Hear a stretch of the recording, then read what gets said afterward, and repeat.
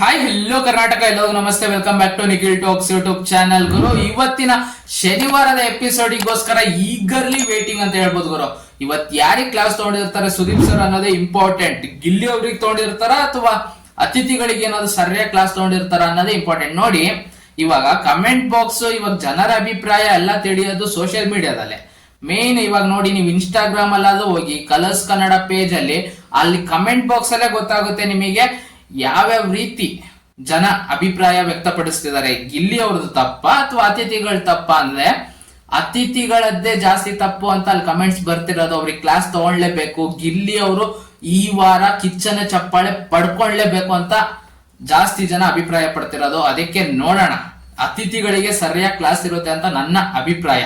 ಅವರ ಅತಿರೇಕದಿಂದನೇ ಇದೆಲ್ಲ ಆಗಿದ್ದು ಅಂತ ನನ್ನ ಅನಿಸಿಕೆ. ಅವರು ಗೆಸ್ಟ್ಗಳು ಅಂದ್ರೆ ಅತಿಥಿಗಳು ಬಂದಿರೋರು ಯಾರು ಆ ತರ ಬಿಹೇವ್ ಮಾಡಲ್ಲ. ಒಂದ್ ಶೂ ತೆಗಿ, ಮತ್ತೆ ಇಲ್ಲಿ ನೀರ್ ಸುರಿದು ಬಿಟ್ಟು ನೀರ್ ಬಂದು ಕ್ಲೀನ್ ಮಾಡು, ಮತ್ತೆ ಬಂದು ಊಟ ಮಾಡಿಸಿ, ಚೈತ್ರ ಅವ್ರು ಹೇಳ್ತಿರ್ದಲ್ಲ ಬಂದು ಊಟ ಮಾಡಿಸಿ, ಅದು ಯಾರು ಕೂಡ ಯಾವ ಅತಿಥಿಗೂ ಕೂಡ ಯಾರು ಕೂಡ ಎಲ್ಲೂ ಯಾರು ರೆಸಾರ್ಟ್ ಅಲ್ಲೂ ಮಾಡಲ್ಲ. ಮತ್ತೆ ಬಂದ ತಕ್ಷಣ ಎಂಟ್ರಿ ಕೊಡ್ತಿದ್ದಂಗ್ಲೆ ಮಂಜು ಅವ್ರು ಎಂಟ್ರಿ ಕೊಡ್ತಾರೆ ಕ್ಯಾಪ್ಟನ್ ರೂಮಿಗೆ, ಇದೆಲ್ಲ ಖಾಲಿ ಮಾಡ್ಬಿಡಿ ಅಂತಾರೆ. ಆ ಮ್ಯಾನೇಜರ್ ಏನೋ ಗೊತ್ತಿಲ್ಲ ಗುರು, ಅಭಿಷೇಕ್ ಅಂತೂ ಈ ವಾರ ಅವರೇ ಕಳಪೆ ಅಂತ ಹೇಳ್ಬೋದು. ಅವ್ರು ಬರ್ತಿದ್ದಂಗ್ಲೆ ನಮಗ್ ಇದ್ ಬೇಕು ಅಂದ ತಕ್ಷಣ ಆ ಜಾಗ ಕೊಟ್ಬಿಡ್ತಾರ. ಆಸ್ ಎ ಮ್ಯಾನೇಜರ್ ಅವ್ರ ಆಫೀಸ್ ಅಂತ ಇಟ್ಕೊಳ್ಳಿ. ಅದು ಅವರು ಯಾರಾದ್ರೂ ಒಬ್ಬ ಅತಿಥಿ ಬಂದ್ಬಿಟ್ಟು ನಮಗ್ ಅದ್ ಬಿಟ್ಕೊಡಿ ಅಂದ್ರೆ ಬಿಟ್ಕೊಟ್ಬಿಡೋದ? ಅದೇನ್ ಕ್ಯಾಪ್ಟನ್ಸಿ ಮಾಡೋದು ನನಗೆ ನಿಜವಾಗ್ಲೂ ಅರ್ಥ ಆಗ್ಲಿಲ್ಲ. ಮತ್ತೆ ಟಿಪ್ಸ್ ಕೊಡೋದಲ್ಲೂ ಸರಿಯಾಗಿ ಕೊಡ್ಲಿಲ್ಲ.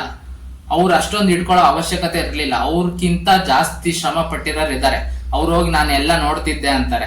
ಅತಿಥಿಗಳು ಬಂದ್ ಕೇಳಿದ ತಕ್ಷಣ ರೂಮ್ನೇ ಬಿಟ್ಕೊಟ್ರಿ ಇವರು. ಮಂಜಣ್ಣ ಬಂದ್ ಕೇಳ್ತಾರೆ, ಡೈರೆಕ್ಟ್ ಓಕೆ ಸರ್ ಅಂತಂದು ಎಲ್ಲ ಬಿಟ್ಕೊಡ್ತಾರೆ. ಮತ್ತೆ ಅತಿಥಿಯಾಗಿ ಬಂದಿರೋ ಮಂಜಣ್ಣ ಗಿಲ್ಲಿಗೆ ಅಡ್ವೈಸ್ ಮಾಡ್ತಿದ್ದಾರೆ, ನೀನು ಮನೇಲಿರೋ ಅಂದ್ರೆ ಬಿಗ್ ಬಾಸ್ ಸೀಸನ್ 12 ಕಂಟೆಸ್ಟೆಂಟ್ಸಿಗೆ ನೀನ್ ಎಲ್ಲರಿಗೂ ಸರ್ವ್ ಮಾಡ್ಬಿಟ್ಟು ಆಮೇಲೆ ನೀನ್ ತಿನ್ಬೇಕು ಅಂತ. ಇದೆಲ್ಲ ಅತಿಥಿಗಳು ಹೇಳೋ ಅವಶ್ಯಕತೆ ಇಲ್ಲ. ಅವ್ರದ್ದೇನಿದ್ರು ಕೂಡ ಅವ್ರಿಗೆ ಹೇಳಿದ್ದನ್ನ ಅವ್ರು ಮಾಡ್ಕೊಡ್ಬೇಕು ಅಷ್ಟೇ. ಇವರು ಅವರಿಗೆ ಹೇಳೋ ಅವಶ್ಯಕತೆ ಇಲ್ಲ, ನೀನು ಫಸ್ಟ್ ಅವರಿಗೆಲ್ಲ ಸರ್ವ್ ಮಾಡ್ಬಿಟ್ಟು ಆಮೇಲೆ ನೀನ್ ತಿನ್ನು ಅನ್ನೋ ಹೇಳೋ ಅವಶ್ಯಕತೆ ಇಲ್ಲ. ಮತ್ತೆ ಟ್ರಿಗರ್ ಮಾಡಿರೋದೆಲ್ಲ ಇಲ್ಲಿ ಜಾಸ್ತಿ ಟ್ರಿಗರ್ ಇತ್ತು, ಗಿಲ್ಲಿ ಕಡೆಯಿಂದ ಟ್ರಿಗರ್ ಮಾಡಿದಾನೆ. ಈ ಅತಿಥಿಗಳು ಏನು ಎಂಟ್ರಿ ಕೊಟ್ರಲ್ಲ ಬಿಗ್ ಬಾಸ್ ಮನೆಗೆ, ಅವಾಗ್ಲೇ ರಜತ್ ಅವರು ಇವ್ರಂತೂ ಏನು ಮಾತಾಡಬಾರ್ದು, ಸೈಲೆಂಟ್ ಆಗಿರ್ಬೇಕು ಅಂದ್ರೆ ಗಿಲ್ಲಿಗೆ ಹೇಳೋದು, ಇವ್ರು ಏನು ಮಾತಾಡ್ದಂಗೆ ಸೈಲೆಂಟ್ ಆಗಿರ್ಬೇಕು ಅಂತ. ಅಲ್ಲಿಂದ ಶುರು ಆಗಿದ್ದು. ಮತ್ತೆ ಸುಮ್ನೆ ತಮಾಷೆಗೆ ಸೂರ್ಯವಂಶ ಕನಕ ಅಂದ ತಕ್ಷಣ ಇವರೆಲ್ಲ ಟ್ರಿಗರ್ ಆದ್ಲು. ಮತ್ತೆ ಮಂಜಣ್ಣಗೂ ತಮಾಷೆಗೆ ಹೇಳಿದ್ದವ್ರು ಅವ್ರ ಮದ್ವೆ ವಿಷಯದ್ದು ಎಲ್ಲವೂ. ಇವಾಗ ನೋಡಿ, ಬೇರೆ ತಮಾಷೆನ ತಗೊಂಡ್ತಾರೆ, ಇದು ಪರ್ಸನಲ್ ಅಂತ ತಗೊಂಡ್ಬಿಡ್ತಾರೆ. ಒಂದೊಂದು ತಮಾಷೆನ ಪರ್ಸನಲ್ ಅಂತ ತಗೊಂಡ್ಬಿಡ್ತಾರೆ. ಗಿಲ್ಲಿಗೆ ಇಷ್ಟೊತ್ತು ತಮಾಷೆ ಮಾಡ್ತಿದ್ದೆ, ಇವಾಗ ಸುಮ್ನೆ ಇದ್ದವರು ಇವಾಗ ಇನ್ನೊಂದು ತಮಾಷೆಗೆ ಸಡನ್ ಆಗಿ ಪರ್ಸನಲ್ ತಗೊಂಡ್ಬಿಡ್ತಾರಲ್ಲ ಅದು. ಇವಾಗ ನೋಡಿ, Gilli as A comedy actor ಯಾವ ರೀತಿ ಇರ್ಬೇಕು ಬಿಗ್ ಬಾಸ್ ಮನೆಯಲ್ಲಿ ಕರೆಕ್ಟ್ ಆಗಿ ಎಂಟರ್ಟೈನ್ಮೆಂಟ್ ಕೊಡ್ತಿರೋದೇ ಗಿಲ್ಲಿ ಮತ್ತೆ ರಕ್ಷಿತಾ ಅವರ ಮಾತು, ಅವರು ಆಡೋ ಮಾತಿಂದ ಎಂಟರ್ಟೈನ್ಮೆಂಟ್ ಸಿಗ್ತಿದೆ. ಮತ್ತೆ ಗಿಲ್ಲಿ ಅವರ ಕಾಮಿಡಿಯಿಂದ.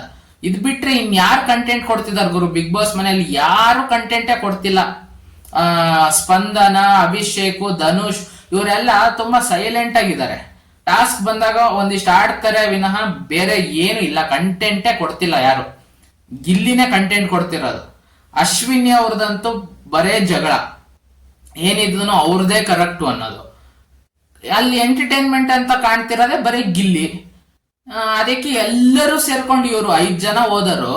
ಇದ್ರಲ್ಲಿ ಮೋಕ್ಷಿತಾ ಅವ್ರು ಏನು ಮಾಡಿಲ್ಲ ಬಿಡಿ. ಮೋಕ್ಷಿತಾ ಅವ್ರು ಒಬ್ರು ಹೊರತುಪಡಿಸಿ ಅವ್ರೊಬ್ರೆ ಒಂಥರ ಅತಿಥಿ ತರ ಇದ್ದಿದ್ದು, ಬೇರೆ ಯಾರು ಕೂಡ ಅತಿಥಿ ತರ ಇರ್ಲಿಲ್ಲ. ಇವರೇ ಏನೋ ವೈಲ್ಡ್ ಕಾರ್ಡ್ ಎಂಟ್ರಿ ಕೊಟ್ಬಿಟ್ಟು ಗಿಲ್ಲಿದು ಡಾಮಿನೇಷನ್ ಎಲ್ಲ ನೋಡಿ ಹೊರಗಡೆ ನೋಡ್ಕೊಂಡ್ ಬಂದಿರ್ತಾರಲ್ಲ, ಅದಕ್ಕೆ ಇವರು ಗಿಲ್ಲಿಗೆ ಏನಾದ್ರು ಟ್ರಿಗರ್ ಮಾಡ್ಬೇಕು ಅಂತ ಬಂದಂಗಿತ್ತು.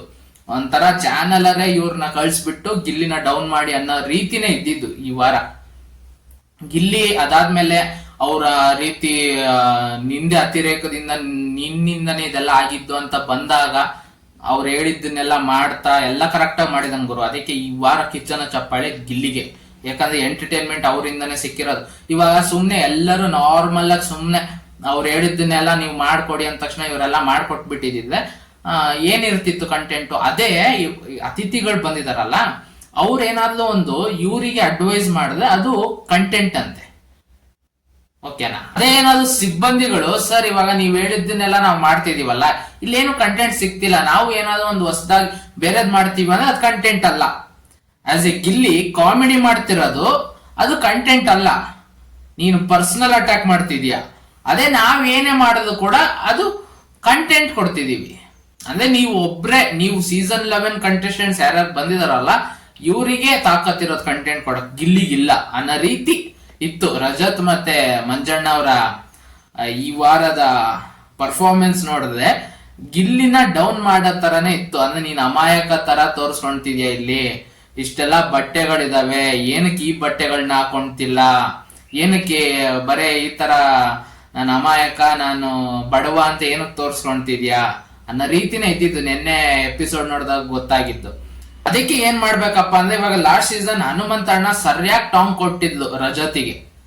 ನೀನು ಬಾಯಿದೆ ಅಂತ ಏನೇನೋ ಮಾತಾಡ್ಬೇಡ, ಇಲ್ಲಿ ಸುಮ್ನೆ ಒಂದು ರೀಸನ್ ಕರೆಕ್ಟ್ ಆಗಿ ಹೇಳಕ್ ಬರಲ್ಲ ನಿನಗೆ ಅಂತೆಲ್ಲ ಟಾಂಗ್ ಕೊಟ್ಟಿದ್ಲು ಹಾಡ್ ಮೂಲಕನೇ.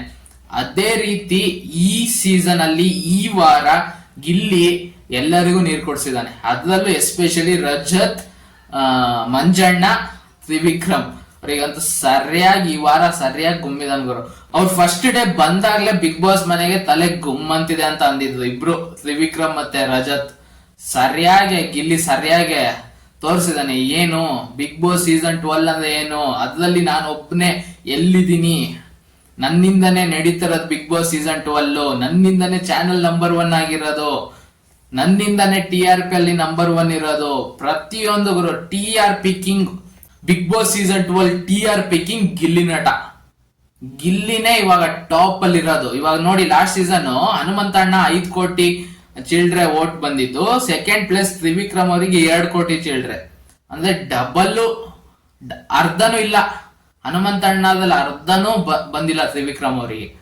ಆ ರೀತಿ ಇದ್ದಿದ್ದು ವ್ಯತ್ಯಾಸ. ಈ ಸಲ ಹನುಮಂತಣ್ಣಕ್ಕಿಂತ ಜಾಸ್ತಿ ಓಟ್ ಗಿಲ್ಲಿಗ್ ಬೀಳೋ ರೀತಿ, ಅಂದ್ರೆ 7 ಕೋಟಿ ಅಥವಾ 6 ಕೋಟಿ 7 ಕೋಟಿ 6.5 ಕೋಟಿ ಓಟ್ ಗಿಲ್ಲಿಗ್ ಬರೋ ರೀತಿ ಮಾಡ್ಬೇಕಂದ್ರೆ ನೀವು ಎಲ್ಲರೂ ಹೋಗಿ ವೋಟ್ ಮಾಡ್ಬೇಕು. ನನ್ ಪ್ರಕಾರ ಪ್ರತಿ ವಾರ ನಾಮಿನೇಟ್ ಆಗೋದಂತೂ ಖಂಡಿತ. ಗಿಲ್ಲಿ ಇದು ಸರಿಯಾಗಿ ಫಾಲೋ ಮಾಡ್ಲಿಲ್ಲ, ಸರಿಯಾಗಿ ರೂಲ್ಸ್ ಫಾಲೋ ಮಾಡಲ್ಲ, ಸರಿಯಾಗಿ ಗೇಮ್ ಆಡಲ್ಲ, ಎಲ್ಲ ಟೈಮು ಬರೀ ಕಾಮಿಡಿ ಮಾಡ್ತಾ ಇರ್ತಾನೆ ಅಂತಂದು ಯಾರಾದ್ರೂ ಒಬ್ರು ನಾಮಿನೇಟ್ ಮಾಡ್ತಾನೆ ಇರ್ತಾರೆ. ನಾಮಿನೇಟ್ ಆಗೋದಂತೂ ಖಂಡಿತ. ಅದಕ್ಕೆ ನಾಮಿನೇಟ್ ಆದಷ್ಟು ಒಳ್ಳೇದು ಗುರು. ಏನಕ್ಕಂದ್ರೆ ಪ್ರತಿ ವಾರ ವೋಟ್ ಹಾಕೋದು ಅಭ್ಯಾಸ ಆಗೋಗುತ್ತಾ, ಫಿನಾಲೆ ಟೈಮ್ ಅಲ್ಲಿ ಅದೇ ರೀತಿ ವೋಟ್ ಹಾಕ್ಬೇಕು. ಪ್ರತಿಯೊಬ್ರು ಕೂಡ 99 ವೋಟ್ ಹಾಕೋದನ್ನ ಮಿಸ್ ಮಾಡಬೇಡಿ. ಪ್ರತಿ ವಾರ, ಈ ವಾರದ ಬಿಡಿ, ನೆಕ್ಸ್ಟ್ ವಾರದಿಂದ ವೋಟಿಂಗ್ ಲೈನ್ಸ್ ಓಪನ್ ಇದ್ದೇ ಇರುತ್ತೆ. ಖಂಡಿತವಾಗ್ಲೂ ಟಾಪ್ 1 ಗಿಲ್ಲಿನೇ ಬರೋದು.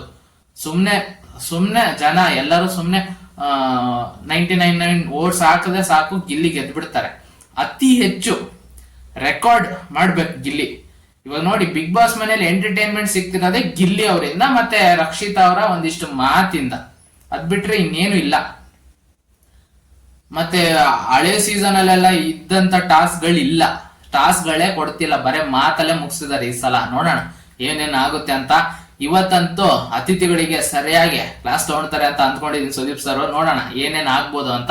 ಇವತ್ತಿನ ಬೆಳಿಗ್ಗೆ ಬಿಟ್ಟಿರೋ ಪ್ರೋಮೋದಲ್ಲಿ ಅವ್ರದ್ದು ತಪ್ಪಿತ, ಅತಿಥಿಗಳ ಅತಿರೇಕದಿಂದಾನೇ ಆಗಿದ್ದ ಇದು, ಅಥವಾ ಹೆಡ್ ವೇಟರ್ ಗಿಲ್ಲಿ ನಾನು ಹೆಡ್ ವೇಟರ್ ಅಂತ ಹೇಳ್ಕೊಂಡು ಓಡಾಡ್ತಿದ್ವಲ್ಲ ಅವ್ರು ಎಡವಿದ್ದ ಅಥವಾ ಸಿಬ್ಬಂದಿಗಳು ಗೆದ್ದಿದಾರ ಅನ್ನೋ ರೀತಿ ಇತ್ತು ಅಷ್ಟೇ. ನೋಡೋಣ ಇನ್ನೊಂದು ಪ್ರೋಮೋ ಬಿಟ್ಟಾಗ ಏನ್ ಬರ್ಬೋದು ಪ್ರೋಮೋದಲ್ಲಿ, ಅಥವಾ ಎಪಿಸೋಡ್ ಆದ್ಮೇಲೆ ಎಪಿಸೋಡ್ ರಿಯಾಕ್ಷನ್ ಕೊಡೋಣ ಅಂತ ಹೇಳ್ತಾ, ಈ ವಿಡಿಯೋ ಇಷ್ಟ ಆಗಿದ್ದರೆ ವಿಡಿಯೋ ಒಂದು ಲೈಕ್ ಮಾಡಿ, ಶೇರ್ ಮಾಡಿ, ಮತ್ತೆ ಸಬ್ಸ್ಕ್ರೈಬ್ ಮಾಡ್ಕೊಳ್ಳೋದನ್ನ ಮರಿಬೇಡಿ ನಮ್ಮ ಚಾನಲ್ ಅಂತ ಹೇಳ್ತಾ ಈ ವಿಡಿಯೋ ಇಲ್ಲಿ ಮುಗಿಸ್ತಿದ್ದೀನಿ. ಮತ್ತೆ ಇನ್ನೊಂದು ವಿಡಿಯೋ ಒಂದಿಗೆ ಬರ್ತೀನಿ.